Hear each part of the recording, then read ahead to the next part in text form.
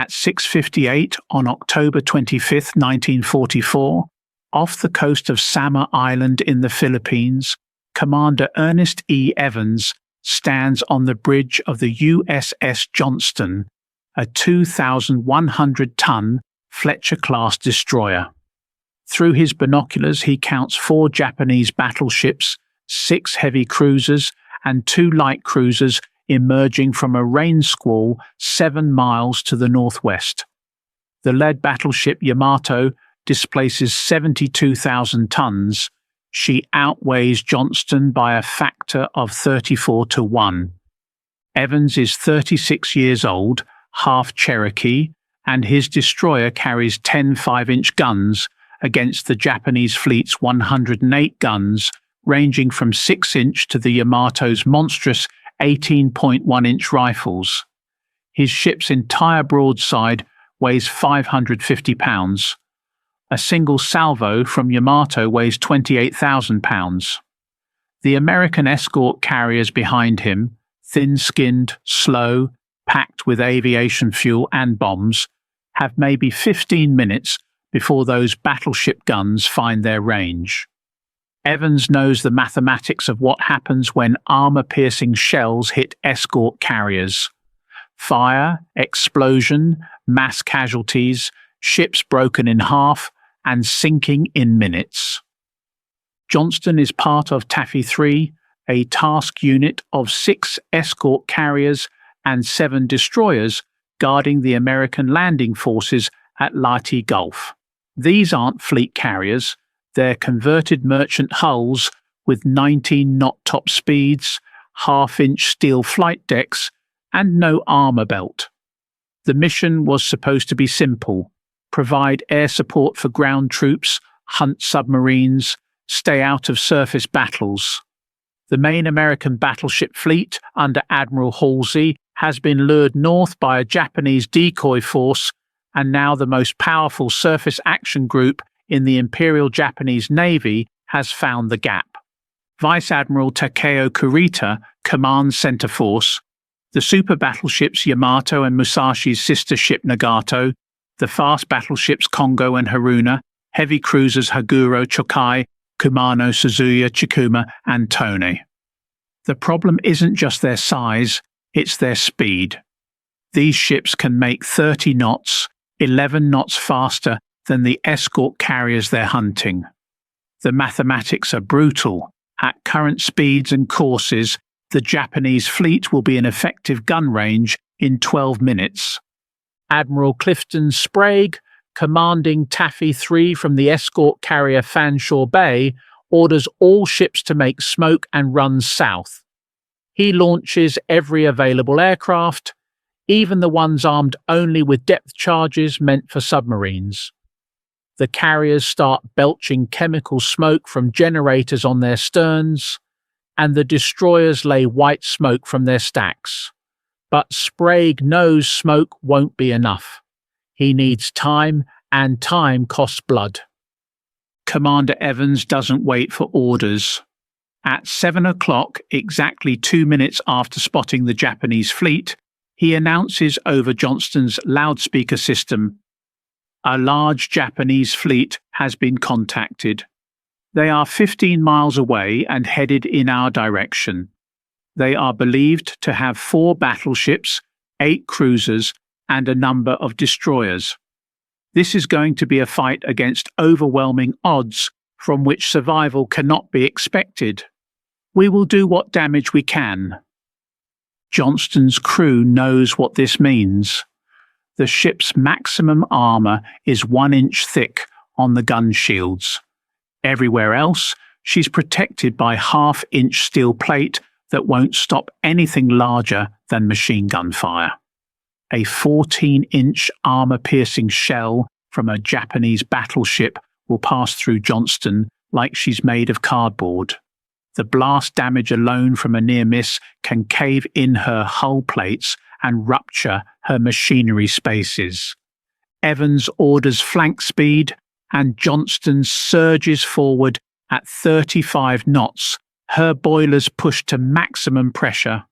He's taking his destroyer toward the Japanese fleet, not away from it. The crew at the fire control computer feeds in range and bearing data.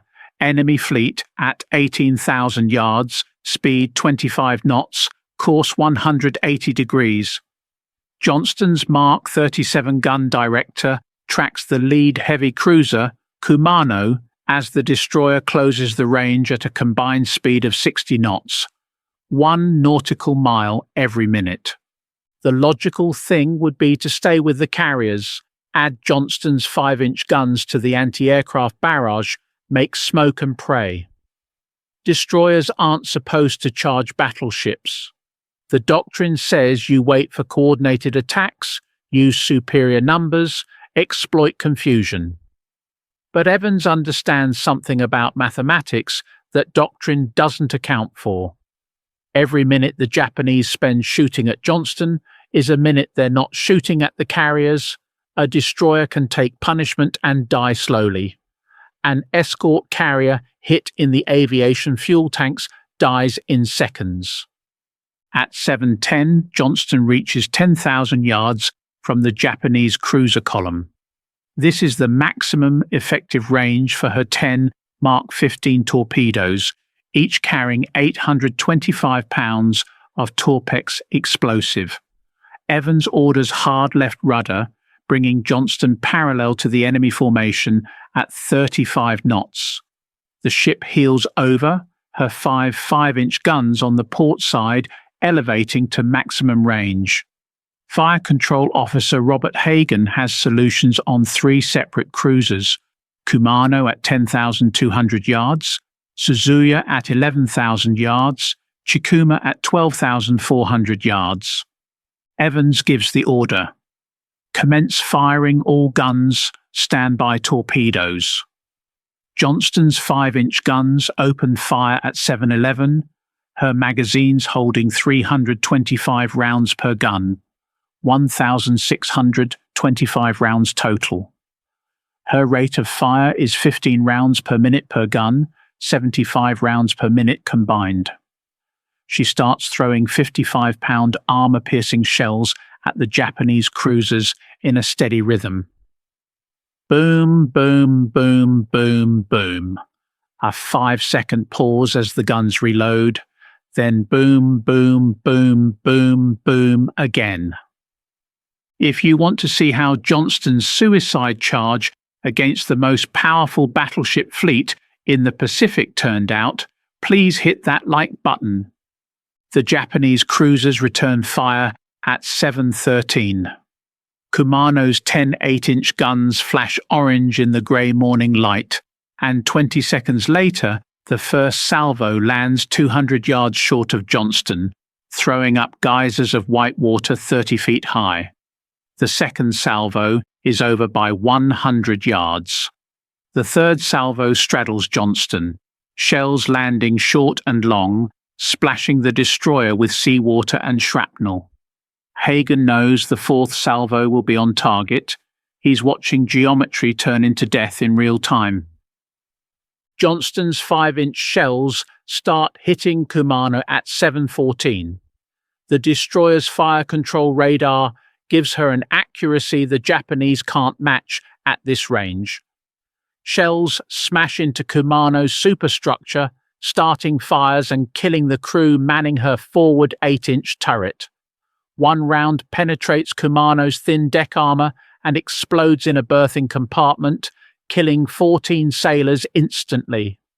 Another hits the bridge wing, wounding the cruiser's captain and killing 3 officers standing next to him.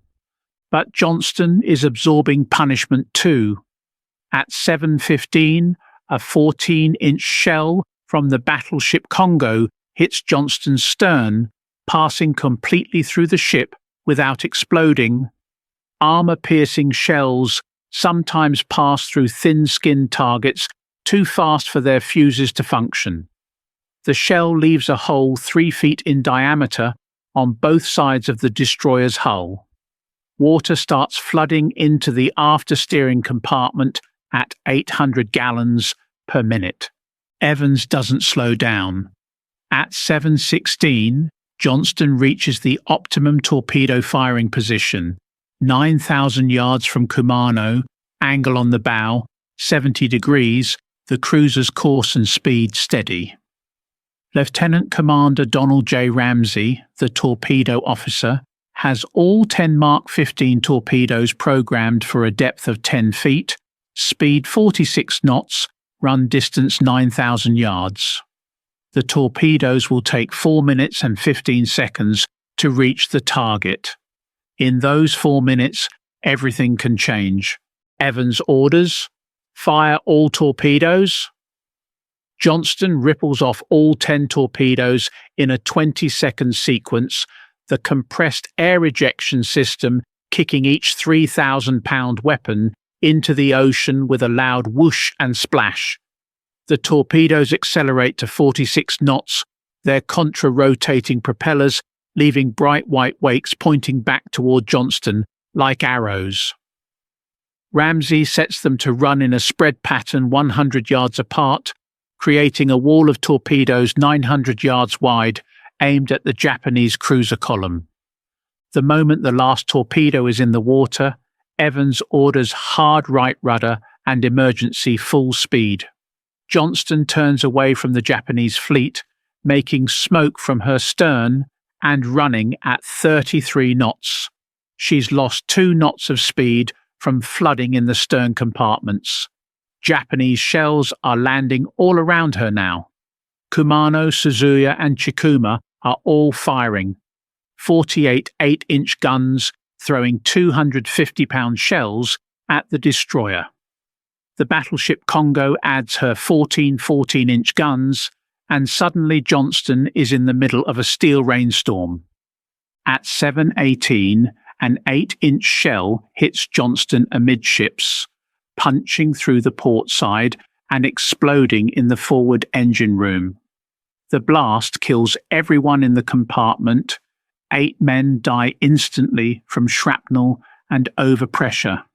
The explosion ruptures steam lines, sending superheated steam at 600 degrees Fahrenheit through the machinery spaces. Chief Machinist Mate Chester B. Blinn is blown across the compartment by the blast wave, but survives. He crawls to the engine room hatch through steam so hot it's cooking the paint off the bulkheads. Johnston loses her forward engine at 7:19. Her speed drops from 33 knots to 17 knots in 30 seconds. The engineering crew reports fires in 3 compartments, flooding in 5, and casualties mounting in the machinery spaces. But the ship is still moving, still fighting. Her after 5-inch guns continue firing at the Japanese cruisers, now at 14,000 yards and opening the range. At 7:20, Johnston's torpedoes reach the Japanese cruiser column. Kumano's lookouts spot the wakes at 800 yards, and the cruiser turns hard to port, trying to comb the tracks, turn parallel to the torpedoes so they pass down the ship's length instead of hitting broadside. But the spread is too wide. At 7:21, 2 torpedoes slam into Kumano's bow, 1 on each side. The Torpex warheads detonate with a combined force equivalent to 3,000 pounds of TNT, blowing Kumano's entire bow off forward of the first turret. Kumano drops out of formation, dead in the water, her bow a crumpled mass of steel folded back over her forward deck. She's taken on 3,000 tons of water and has a 20-degree list to port. Her maximum speed is now 8 knots. She's out of the battle. 1 American destroyer has knocked out a 15,000-ton heavy cruiser armed with 10 8-inch guns. The mathematics don't make sense, but the result is undeniable. But Johnston has paid the price for that kill. At 7:22, a 14-inch shell from Congo hits Johnston's bridge, exploding on impact. The blast wave kills Lieutenant Jack Bechdel, the gunnery officer, and 8 other men on the bridge. Commander Evans is blown across the bridge deck and slams into a bulkhead. Shrapnel shreds his left hand. 2 fingers are completely severed, 2 more are hanging by threads of tissue. Another piece of shrapnel opens a 6-inch gash across his forehead. Evans pulls himself upright using the binnacle, blood streaming down his face. His left hand is useless, dangling at his side and dripping blood on the deck plates. He wraps a tourniquet around his wrist with his right hand and his teeth, twisting it tight enough to slow the bleeding. The bridge is wrecked, fire control equipment smashed, radar repeaters shattered, voice tubes severed and hissing steam. But the engine order telegraph still works, and so does the rudder indicator. Lieutenant Robert C. Hagen takes over fire control from the backup station in the plotting room below decks. Johnston's 5 surviving 5-inch guns continue firing under local control, each gun captain aiming manually using optical sights.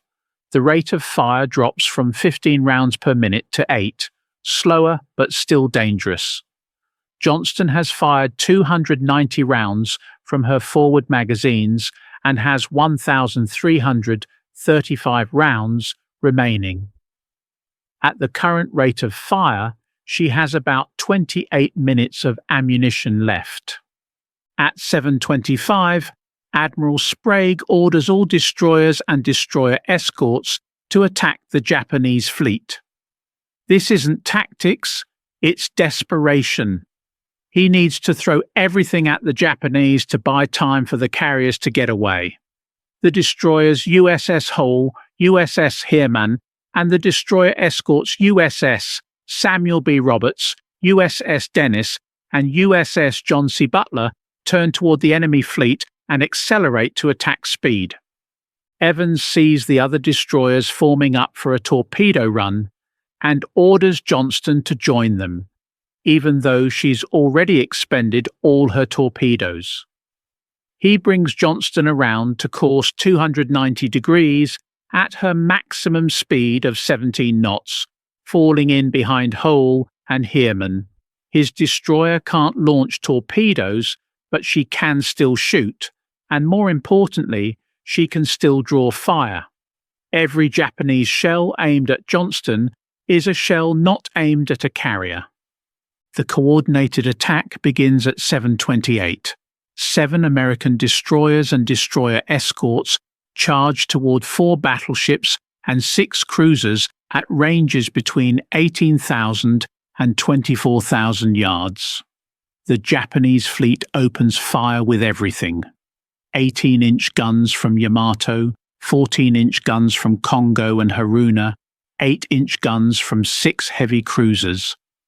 The ocean between the two forces erupts in shell splashes. Hundreds of tons of steel and explosive hitting the water every minute. USS Hull takes the first major hit at 7:30. A 14-inch shell from Kongo strikes her forward engine room, killing the entire engine room crew and reducing her speed to 17 knots. 2 minutes later, another 14-inch shell hits Hull's bridge, killing her captain, Commander Leon S. Kintberger, and most of the bridge crew. Hull continues firing under the control of her executive officer, Lieutenant Commander William D. Thomas, but she's already doomed. Her hull is riddled with 40 shell hits. The Japanese have turned Hull into a floating wreck.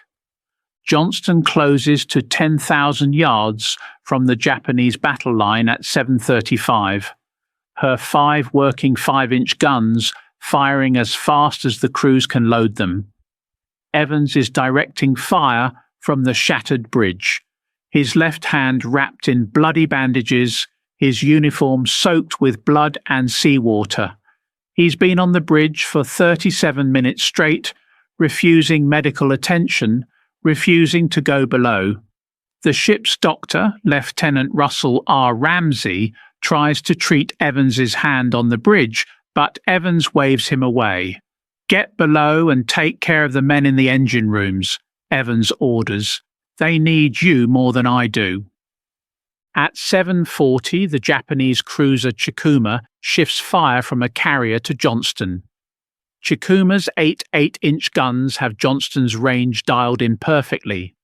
The first salvo hits Johnston in the forward fire room, exploding among the boilers and killing 6 men instantly. The blast ruptures the main steam line, and superheated steam fills the compartment at lethal pressure. Chief Water Tender Arthur L. Bradley stays at his post, shutting down the damaged boilers to prevent a catastrophic explosion, and then dies from steam burns covering 80% of his body. Johnston loses all power at 7:41. Her boilers are wrecked, her generators are offline, her speed drops to 0. The ship goes dark, no lights, no power to the gun hoists, no hydraulics for the turrets.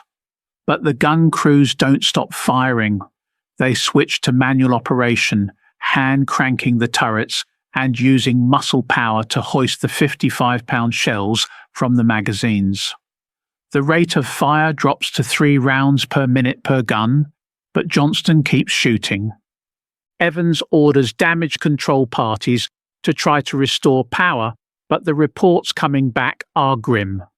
The forward fire room is flooded and full of steam.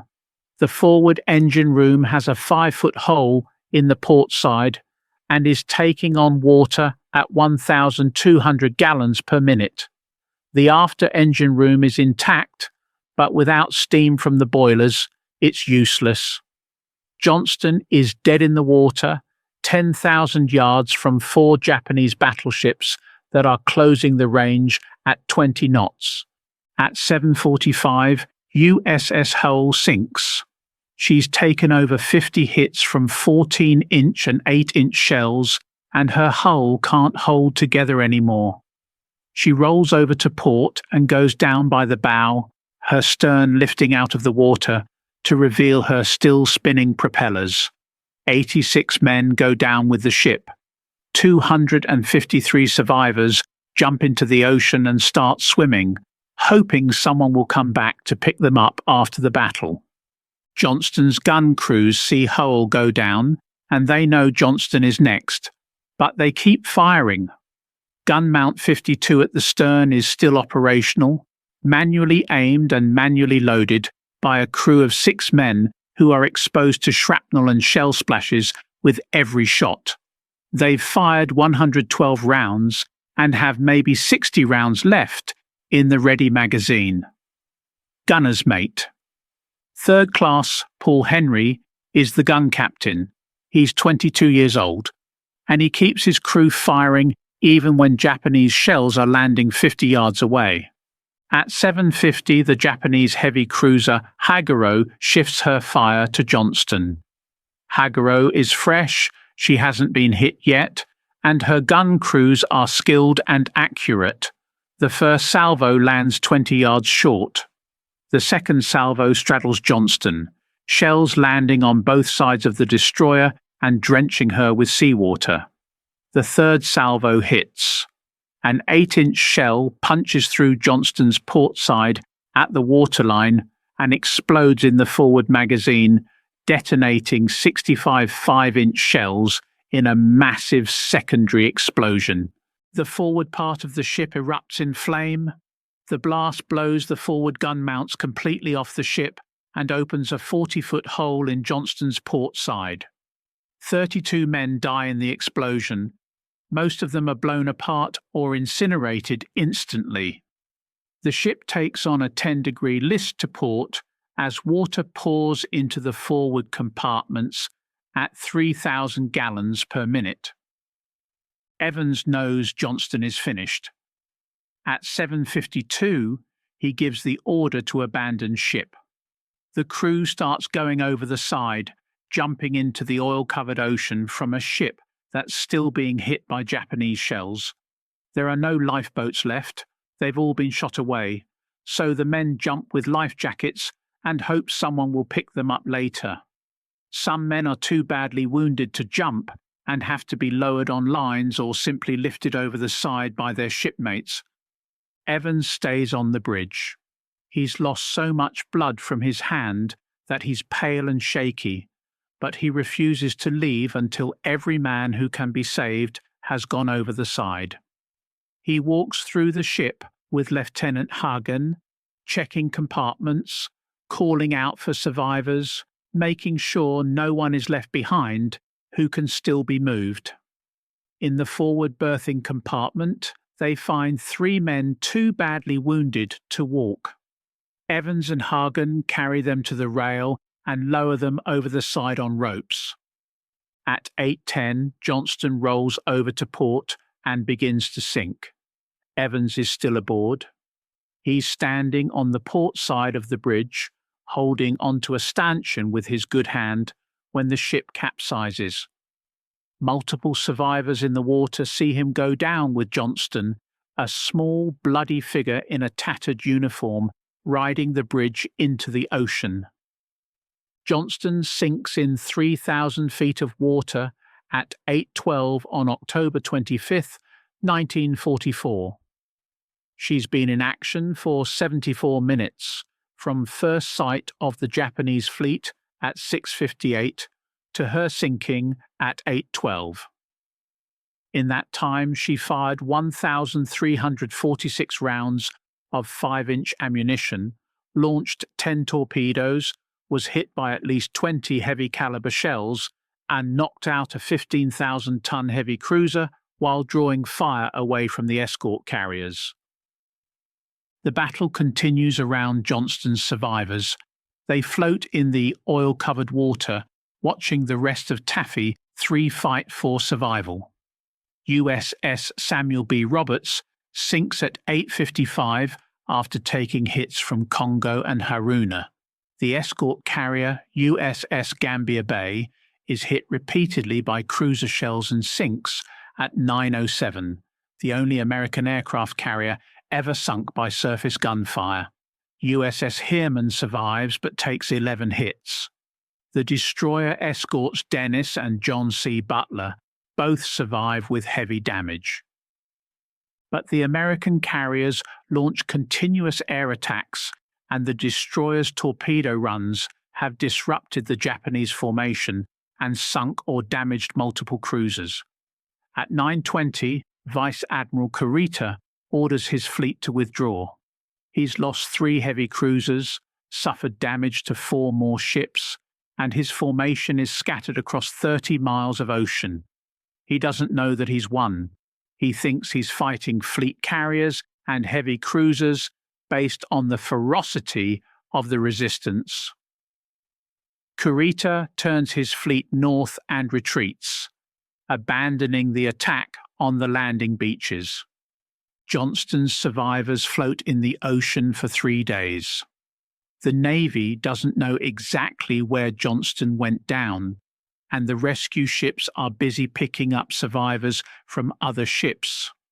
The men tread water, cling to debris, fight off sharks, and watch their shipmates die from wounds and exposure. Of the 327 men aboard Johnston when the battle started, only 141 survived to be rescued on October 28th. Commander Ernest E. Evans is not among the survivors. He was last seen on Johnston's bridge as the ship capsized, and his body is never recovered. Multiple survivors report that Evans could have abandoned ship earlier but stayed aboard to make sure the wounded were evacuated first. He used the last of his strength to save men who would have died without his help, and then he rowed his ship down into the darkness. On November 21, 1944, President Franklin D. Roosevelt posthumously awards Commander Ernest E. Evans the Medal of Honor for his actions off Samar.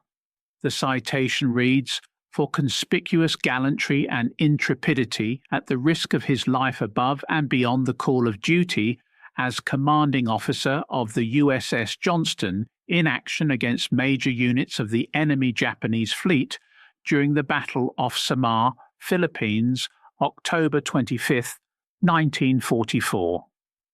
The medal is presented to Evans's widow Thelma and his son Ernest Jr., at a ceremony in Muskogee, Oklahoma. Lieutenant Robert Hagan survives the battle and later testifies at the official inquiry. He describes Evans's actions: the captain's decision to charge the Japanese fleet without orders, while it seemed suicidal at the time, bought the carriers the time they needed to launch aircraft and escape. Johnston drew fire from at least 3 heavy cruisers and 2 battleships for over an hour. Every minute they spent shooting at us was a minute they weren't shooting at carriers full of bombs and aviation fuel. The other survivors echo this assessment. Gunner's mate Paul Henry, who fired the last shots from Mount 52, says, "We knew we were going to die when we saw those battleships come out of the squall, but the skipper gave us a reason to die. We weren't running away. We were charging. That changes everything about how a man faces death." The Battle off Samar becomes one of the most studied naval engagements of World War II. Historians analyze it for lessons about courage, tactics, and leadership under impossible circumstances. The mathematics of the battle are stark. 7 American destroyers and destroyer escorts, combined displacement 18,000 tons, against 4 battleships and 6 cruisers, combined displacement 280,000 tons, odds of 15 to 1. The Americans should have been annihilated in the first 30 minutes. But 3 factors changed the equation. First, the American ships fought with a ferocity that disrupted Japanese fire control and tactics when a 2,100-ton destroyer charges a 72,000-ton battleship. The battleship's crew has to respond to that threat, even though logic says the destroyer is irrelevant. Second, the Americans use smoke, weather, and maneuver to minimize their disadvantages. Third, and most importantly, the American commanders like Evans were willing to sacrifice their ships and their lives to buy time for others. Evans's final order over Johnston's loudspeaker: "This is going to be a fight against overwhelming odds from which survival cannot be expected. We will do what damage we can," becomes a touchstone for naval officers studying leadership.